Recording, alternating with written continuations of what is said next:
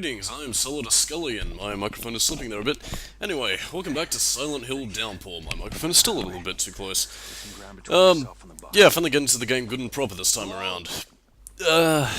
Yeah, we're not quite in Silent Hill just yet. We're in a little bit of the middling part where you make the voyage to Silent Hill, because that's what Silent Hill 2 did, and apparently every game...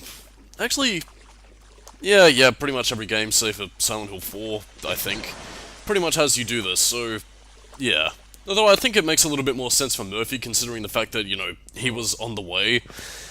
But regardless of such, yeah, very nice, quiet, ambient little area. Birds. Terrible, terrible, horrifying birds. And now we're basically just trying to make our escape.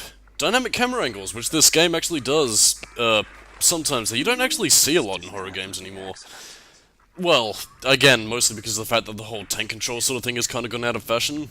It's a little bit of a shame, really, because, you know, you can do cinematic stuff without taking control away from the player. I don't know, it's the sort of thing that has a bit of a tendency to... Transformers. Okay, and we are back. Sorry about that. Bit of a recording hiccup, both in gameplay footage and... Actually, I'm recording this a day later because apparently I had things to do. Distractions, they happen, and now we have our little Uncharted, Drake's Fortune-esque scale across the log thing because, well, it was 2012 and, you know, all video games did this. I'm actually kind of curious, did this use the 6-axis for any of this? Something to have a look at when I play the game again. Yeah, I've actually been having more than a few recording difficulties recently, actually. Especially with, Kingdom Hearts Chain of Memories for the, like, HD collection. I've been playing that recently. But, anyway, here's a cutscene. That's far enough! Get your ass down on the ground, now! Hands where I can see them! Do it! Take it easy. I'm not going anywhere. I said, on the ground, now.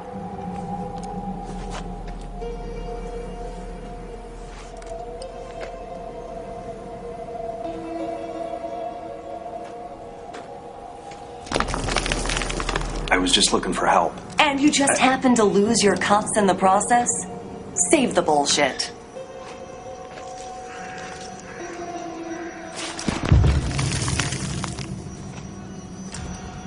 This is stupid. I'll meet you back down at the bus, okay? You're gonna get yourself killed. Shut up. Keep your goddamn hands where I can see them. Ah! Shit!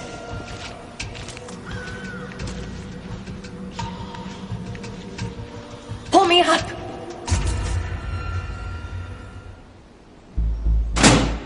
Hang on. I'm slipping. Oh God! Don't let go. Don't. Shit! Damn it. Yeah, I'll get into the whole moral choice system a little bit later because it does kind of bear talking about, especially given how some games can handle it okayishly.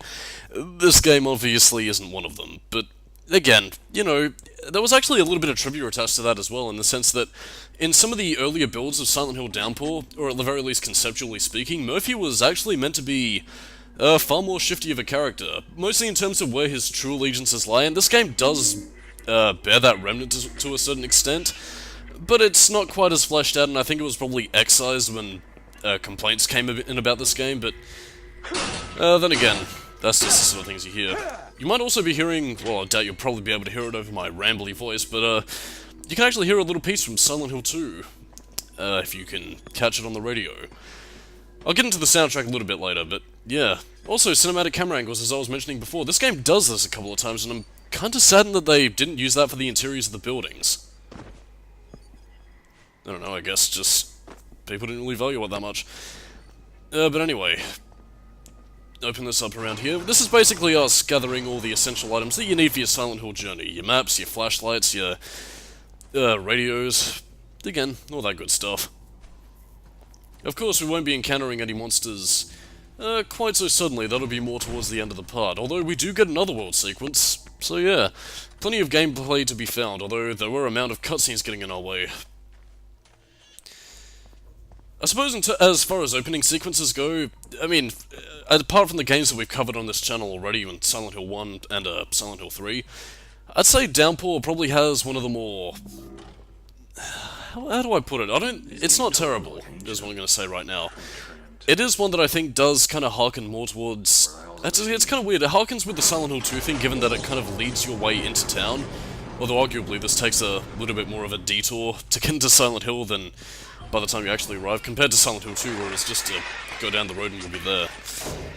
Silent Hill Downpour takes the scenic route, and it's one that I'm actually a lot more appreciative of, because you get to see some pretty unique areas, which, again, as I've probably alluded to in the past, I much prefer over the likes of Silent Hill Homecoming, which kind of felt the need to...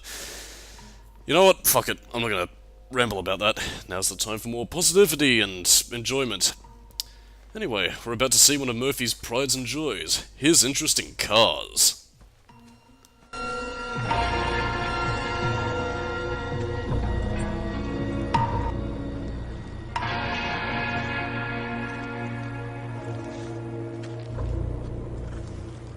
Wow.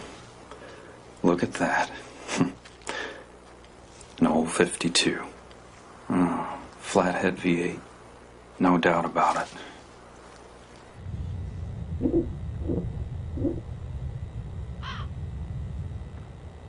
Wicked old beast, ain't she? What? I said she's a wicked old beast. Me, I'm partial to something with a little less rust. But to each his own. Look, I don't want any trouble. Just point the way out of town, and I'll keep right on going. Now who said anything about trouble? Just trying to be helpful, son. Name's Howard, by the way. Murphy. Heading to prison, are you, Murphy? Just looking for a way out of town is all. That's so. Afraid all the roads are out, every last one of them. Strangest thing. What the Something wrong, son? Did you see it? Up there in the window.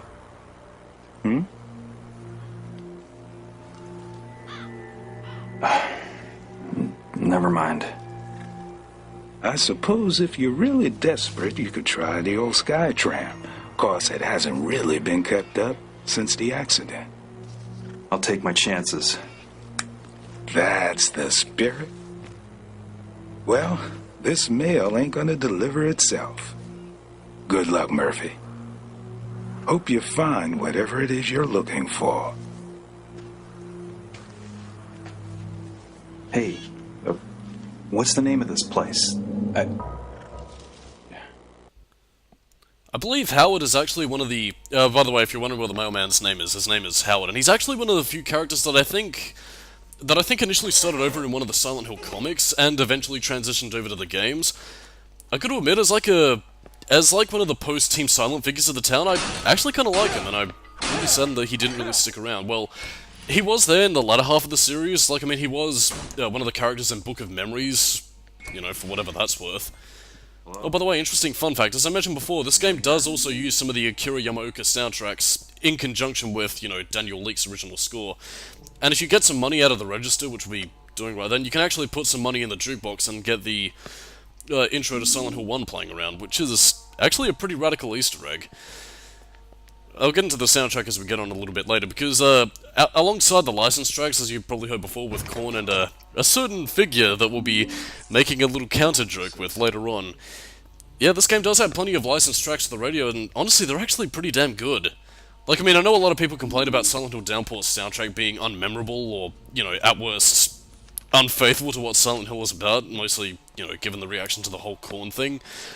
I just like how Silent Hill Downpour's soundtrack does to stand out as being unique unto itself, because one of my biggest complaints about Silent Hill Homecoming was just how Yamaoka kind of felt like he was phoning it in.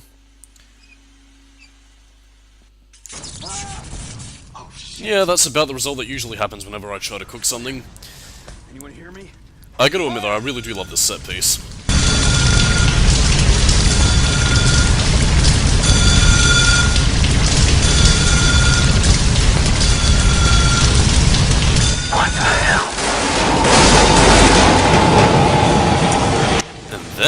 craving sets in. Seriously, this is a really well done Otherworld sequence, and again, it does continue the whole theme of blood and rust, but as you can probably tell, you know, given the game's title and everything, there is a significant theme put towards water, which, again, compared to Homecoming, well, again, less so with Shattered Memories, although that was pretty unique unto itself. Again, it gives Silent Hill Downpour a very unique visual aesthetic, and as we go on further in the game, that'll become much more apparent, and again, I really dig this game's look, aesthetics-wise. But yeah, welcome to the Otherworld. Haven't even encountered our first enemy yet, and now we're knee-deep into the shit. Yeah, what you're gonna be mainly doing is solving puzzles in this world, and, well, as you'll soon be seeing, yeah, the Dimensional Void. A concept that actually garnered a lot of criticism from players beforehand, mostly in the sense that, and I think it was actually something that Phalos brought up in his review, that the idea of a flying void chasing Murphy is silly. Then again, I kind of counter those claims with, I mean, if you think this is silly, then what the hell was the deal with the red light from Silent Hill 3? I mean, to me, a dimensional void makes sense, symbolically, and especially as we go on in the story with Murphy trying to not necessarily run away from his guild, but just being unwilling to face up to it. And there is actually some very clever symbolism to this Otherworld sequence that a lot of people don't actually mention. But again, very similar to Silent Hill Shattered Memories with the Rorschach chases, you can, you know, you're basically forced to run away. You can knock down those little pillar things to, you know, basically feed the void and basically try and stave it off. Or you can just keep running. It will do eventual damage to you, so, yeah, best not to stand still in one place, but you aren't automatically killed if it catches up to you. Again, it's not like the red light in Silent Hill 3, so again, if you're worried about instant death, I wouldn't worry about that too much, although you do also have some fun rides. Whee! Yeah, don't get hit by the spikes, otherwise you will die. Not fun, but again, some have likened this Otherworld sequence to be more of a roller coaster ride, but, you know, while it is in some cases, it is kind of enjoyable just to see Murphy sliding down into a puddle of his own madness. I mean, it does kind of bring to mind those, you know, C.S. Lewis vibes that, you know, inspired the original Silent Hill with how trippy and otherworldly it could be. Again, it's the sort of thing that I think is just cool, dude.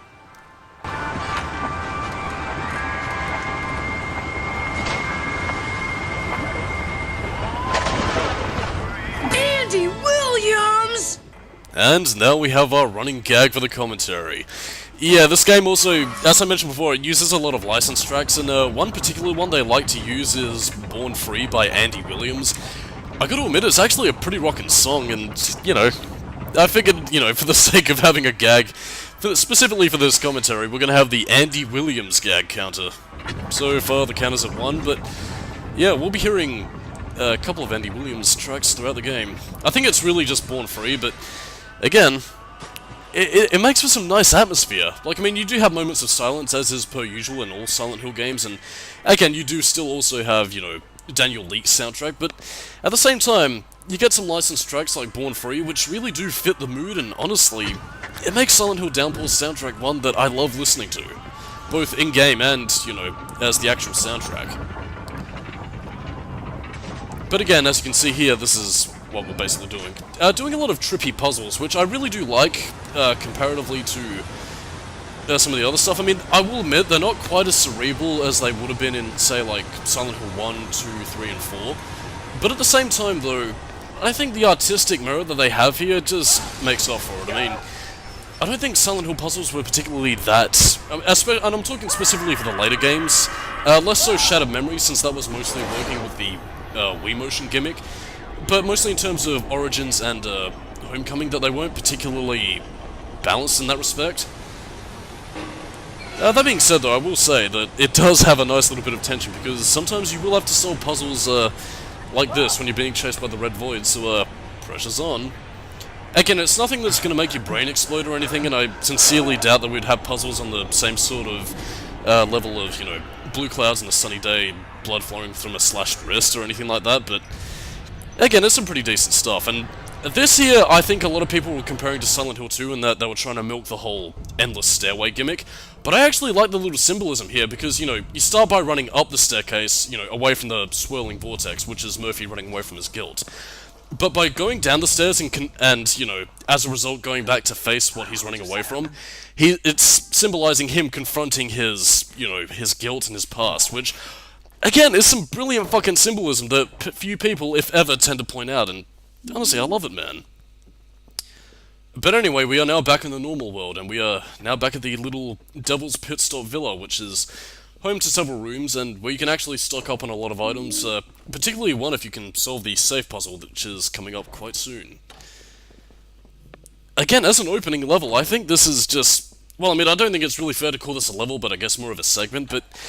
Again, I really like how Silent Hill Downpour handles things. It has a nice balance between, you know, the ethereal, warped, twisted sense of the Otherworld, but at the same time it also has that same sort of calm before the storm sort of aesthetic that Silent Hill 2 had. It meets a balance nicely, I think. Which is more than I can say for games like Origins and Homecoming, who tended to be a little bit too one or the other, and they never quite melded together. I mean, Homecoming had the nightmare sequence, and Origins had the beginning segment when you were running into Alessa's burning house.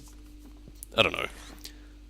By the way, there is actually a reason for that dog model being there, and I swear it was only put in just for one segment later on. But anyway, let's get some coffee. Yeah, I guess I could probably also bring up some changes between Homecoming and Downpour. I say specifically Homecoming and Downpour because well, how do I put this? I'd say Silent Hill Downpour is pretty much a mixture between Silent Hill Shattered Memories and a much better refined version of Homecoming's control scheme. I mean, in terms of general moveset, I think Murphy moves similar to Harry Mason from Shattered Memories, but in terms of combat and how things were handled, I think it takes what happened in Silent Hill Homecoming and just refines it to be a much more cohesive and a much better free-flowing format. Because, I mean, one of my biggest complaints about Alex Shepard's moveset in Silent Hill Homecoming was how fucking clunky he was, and given the fact that the man was a soldier, you would have thought that he'd been far more, you know, flexible. But anyway, the gimmick to this puzzle is basically just trying to turn the dials, which I could honestly never master in Silent Hill 2, but I'd say here it's simplified to basically, again, one of the dials is fucked up, so it only moves two at a time rather than, you know, just moving at the one. So it's basically just finagling with this until you get it, which, there is a way to do it, but then again, I'm kind of free-flowing with this, so fuck it, just fiddle around with it until something happens. Again, like I said, in terms of puzzles, Silent Hill Downpour isn't very much a think tank sort of game, but at the same time, though, I don't think it's quite as bad as, you know, some of the past games have done it. Again, like I mentioned before, I'm willing to give Silent Hill Shattered Memories slack because, you know, Wii motion gimmick, though I am kind of surprised that they didn't change the controls to the PS2 version, which I actually picked up recently. But regardless of such, you know,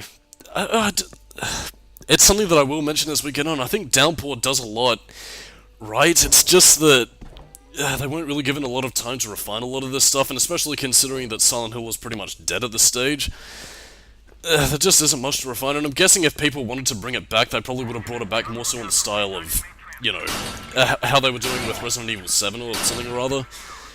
Which I don't entirely agree with, but I suppose we'll probably get into that the more we go on, which is part of why I am a little bit skeptical about the playable teaser, even if some of its concepts were at least decent. One of the other things I should also get into is actually some of the memos and stuff you find around the town. I actually really like this. It adds a lot of personality to what could have otherwise been a lifeless town, but again, as you can see here, the boss man of this little place was spying on their guests. And that's something that I'll actually bring up in relation to the side missions as we get on. Actually, I'd probably save that tangent for when we get to Silent Hill itself, since I feel it's more applicable that way, but anyway, we're coming up to our first monster in the game. Which monster will it be? Fucking like that, bitch. Come on, bitch. Fucking get back up. You wanna fucking try that again? Come on, bitch. Let's see what you fucking got. Pinche cabrona. Fucking get up, bitch. Ne chinga conmigo, puta. Hey!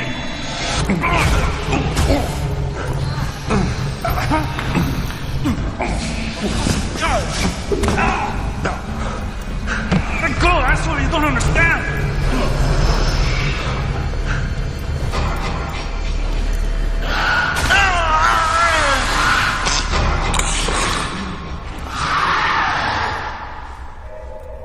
Oh, sheesh. This kinda reminds Moify of his ex-wife. He's gotta get out of there before she tears him up like butter.